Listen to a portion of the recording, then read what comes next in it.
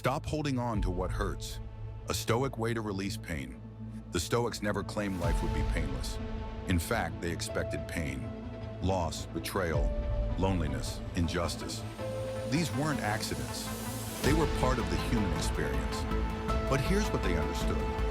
Pain isn't what breaks us, it's our attachment to it. Seneca wrote, "We suffer more often in imagination than in reality."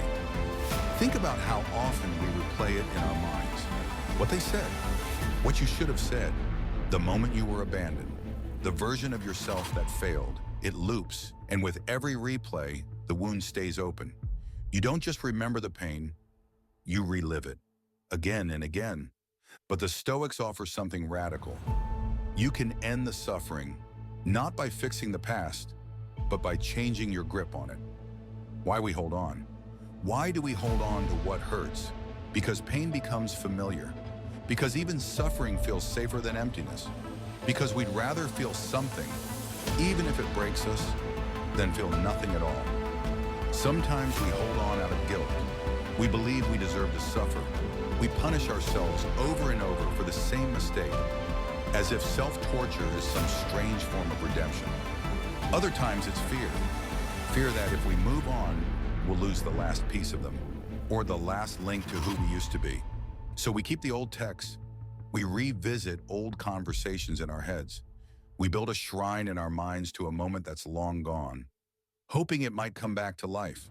But here's the truth. No amount of replaying the past can make it fair. No amount of holding on can make it right. You're not weak because you feel deeply. You're human. But the Stoics remind us depth of emotion is not the enemy. Enslavement to it is. Marcus Aurelius wrote, "Choose not to be harmed, and you won't feel harmed. You are not what happened to you. You are how you respond, and you don't need to carry every bruise just to prove you were hurt. It's not your job to keep pain alive. It's your duty to keep yourself alive." And sometimes, as that means letting go of the weight that's crushing you, even if it once felt like love, success, or meaning. The Stoic approach to releasing pain. So how do the Stoics suggest we let go? 1. Accept reality as it is, not as you wish it was. You wanted a different ending. They didn't stay. The job didn't last. You made the mistake. The Stoics teach us reality is not your enemy, resistance is. Epictetus said, "Don't demand that things happen as you wish, but wish them to happen as they do." Acceptance is not weakness, it's courage. It's the strength to look life in the eye and say, "I will no longer fight what is already done." It doesn't mean you approve of what happened. It means you refuse to drown in it. Second shift, your focus from control to response. Pain multiplies when you focus on what you can't change. What they did, what they said, how they left. But control is limited. What's always yours? Your response. Marcus Aurelius reminded himself, "You have power over your mind, not outside events. Realize this, and you will find strength." Ask yourself, what is mine in this pain? What can I learn? How can I respond with dignity, not desperation? The power is not in rewriting the past, but in writing the present with wisdom. Third, turn the wound into wisdom. The Stoics didn't just endure pain, they used it. Every scar, a story, every loss, a teacher, every betrayal, a mirror. Seneca said, "Difficulties strengthen the mind as labor does the body." You don't just survive what hurt you, you refine yourself through it. When the world takes something from you, Stoicism asks, what can it give you in return? Strength, perspective, clarity, compassion for others who are hurting too. You deserve to heal. Here's the truth. You don't heal when they say sorry. You heal when you stop waiting for them to. When you stop checking the door. When you stop bleeding over memories that no longer serve your future.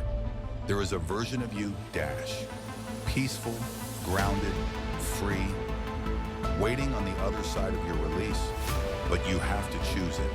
You have to unclench the fist. You have to stop begging the past to change. You have to walk forward, even if your legs still tremble. Epictetus said, "Freedom is the only worthy goal in life. Not freedom from pain, freedom from the need to hold on to it, Letting go is not forgetting, it's remembering without aching. It's loving yourself more than you fear being alone. It's realizing the hurt was real, but so is your power. The quiet work of healing. You've carried this pain for so long. It started to feel like part of you. But it's not. It's something you picked up, and now you can choose to put it down. Not all healing feels heroic. Sometimes it's quiet. Sometimes it's choosing not to send that message. Sometimes it's deleting the photo, closing the chapter, breathing through the ache. Letting go doesn't mean you're heartless. It means your heart is finally healing. The Stoics didn't say, don't feel. They said, don't be ruled by what you feel. You are not your wounds. You are the soul that survived them. You are the calm that comes after the storm. You are the one who chooses peace, even when pain tries to stay. So, let it go. Not because it wasn't love, but because you are finally ready to love yourself more. A call to release. If this message touched something deep in you, if you felt seen, heard, understood, even just for a moment, then don't keep that to yourself. Like this video, not for the algorithm, but for you, to mark this moment, the one where you chose peace over pain. Subscribe to the channel, because Stoic wisdom isn't just philosophy, it's survival. It's learning how to live with clarity, strength, and heart. Share this with someone you know is hurting in silence, someone who's still holding on to a love that left, or a failure that still echoes in their mind. And in the comments, tell me one thing.